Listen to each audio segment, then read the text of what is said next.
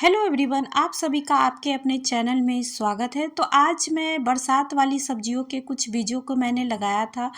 तो उसकी ग्रोथ आप लोग देखिए कि कितनी अच्छी ग्रोथ हुई है। 3 दिन पहले ही मैंने इन बीजों को लगाया था और कुछ बीजों बीजों के तो बहुत ही अच्छी ग्रोथ हो गई है। देखिए, कुछ बीजों के भी थोड़ी ग्रोथ हुई। तो इस तरह से एक साथ ही बीज को हम जब लगाते हैं, फिर भी उनकी ग्रोथ आगे पीछे होते रहती है। तो बरसात शुरू होने से पहले ही हम जब कुछ सब्जियों को अपने टेरेस में लगा लेंगे तो हमें केमिकल फ्री और ऑर्गेनिक सब्जियां हमें हार्वेस्ट करने को मिलती रहेगी। तो सबसे पहले इसकी मिट्टी को बना लेते हैं। तो यहाँ पे देखिए, मैंने सबसे पहले नॉर्मल गार्डन सॉइल लिया है और यहाँ पे थोड़े से मैंने राइस हस्क मिला हुआ यह मिट्टी लिया है, जो कि 90% तक खाद बन चुका है। तो ये पूरी तरह से हल्की मिट्टी बन जाती है इस तरह से ये खाद जब मिला देते हैं तो।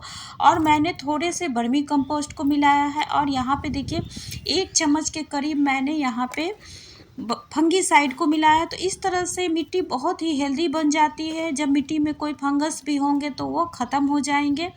बारिश के मौसम में बीजों को जब हम ग्रो कर लेते हैं तो पौधे भी हमें जल्दी मिल जाते हैं और उनसे हार्वेस्टिंग भी हमें टाइम पे मिलने लगता है। तो बीजों को ग्रो करने के लिए कोकोपीट की तो ज़रूरत ज़रूर पड़ती है। तो यहाँ पे कोकोपीट का मैंने यूज नहीं किया है। उसके लिए मैंने नारियल के छिलकों को 2 से 3 दिनों के लिए पानी में भिगो कर रख दिया था। तो इस तरह से देखिए, हल्के हाथों से ही कट करने पे यह छोटे छोटे टुकड़ों में कट जाता है और मैंने इसको ही मिलाया है।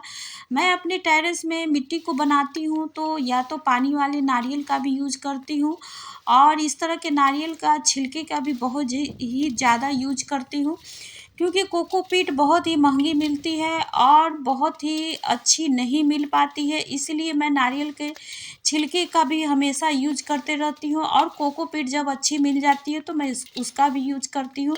तो यहाँ पे देखिए, मैंने बहुत ही अच्छी तरह से मिट्टी को ऊपर नीचे कर दिया है। तो अब चलिए, इस तरह के छोटे छोटे कंटेनर को मैंने लिया है और उस तरह के जब छोटे छोटे कंटेनर होते हैं तो उसमें ज़्यादा से ज़्यादा मात्रा में होल बना लेनी पड़ती है ताकि पानी इसमें जमा ना हो सके, क्योंकि छोटे कंटेनर में बार बार हम पानी डालते हैं तो मिट्टी गीली रहती है। तो यहाँ पे इसीलिए मैंने ज़्यादा होल बनाया है और इसको कवर करने के लिए भी मैंने नारियल के छिलके का ही यूज किया है। तो इस तरह से ये धीरे धीरे मिट्टी में नमी भी बनाए रखेगी।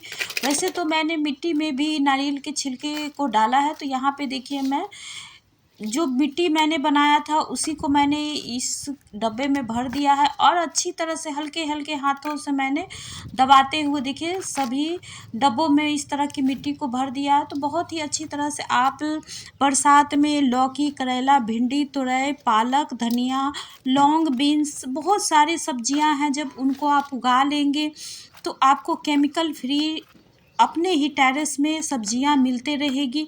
थोड़ी सी मेहनत करने से ही हमें बहुत ही ज़्यादा अच्छा रिजल्ट मिलता है अपने टेरेस में, क्योंकि हम उस अपने टेरेस में धीरे धीरे वर्क करते रहते हैं, हर चीज़ देखभाल करके करते रहते हैं तो अच्छा रिजल्ट हमें मिलता रहता है। और यहाँ पे देखिए, यह देसी सेम का बीज है। इस तरह के बीज को तैयार करने के लिए पौधे में ही कुछ फलों को छोड़ दिया जाता है और जब पूरी तरह से मैच्योर हो जाते हैं, सूख जाते हैं, तो उनको कलेक्ट करके रख लिया जाता है। तो इस तरह से बहुत ही अच्छी क्वालिटी के बीज हमें फ्री के ही अपने पौधे से ही मिलते रहते हैं और इनको हम अगले सीजन के लिए यूज कर सकते हैं। तो इस तरह से देखिए, बहुत ही अच्छे बीज और बहुत ही जल्दी ये ग्रो करते हैं। तो इस तरह से आप अपने घर में ही बहुत सारे बीजों को रख सकते हैं। अगर आपके पास ऑनलाइन की व्यवस्था ना हो, बगल से लोकल मार्केट से अच्छी बीजें ना मिलती हो, तो इस तरह से देसी बीजों का भी जुगाड़ करके आप अपने टेरेस में बहुत ही अच्छी मात्रा में सब्जियों को ग्रो कर सकते हैं। तो देखिए, मैंने एक डब्बे में 2-2 बीजों को लगाया है और कुछ पहले से भी मेरे पास करेला के बीज बचे हुए थे, उनको भी मैंने एक डब्बे में लगा दिया है। तो इस तरह से देखिए, ऊपर से मैंने मिट्टी को भर दिया है ताकि गिलहरी ये सब बीजों को निकाल कर ना ले जाए। तो इस तरह से बहुत ही अच्छी तरह से बीजें सारे के सारे ग्रो हो जाते हैं। आप ज़रूर पूरी तरह से बरसात आने से पहले ही बीजों को लगा लें तो आपको बहुत ही जल्दी हेल्दी पौधे मिलेंगे और यहाँ पे देखिए मैंने थोड़े से ही पानी को डाला है, क्योंकि मिट्टी में बहुत ही अच्छी मात्रा में नमी बनी हुई है।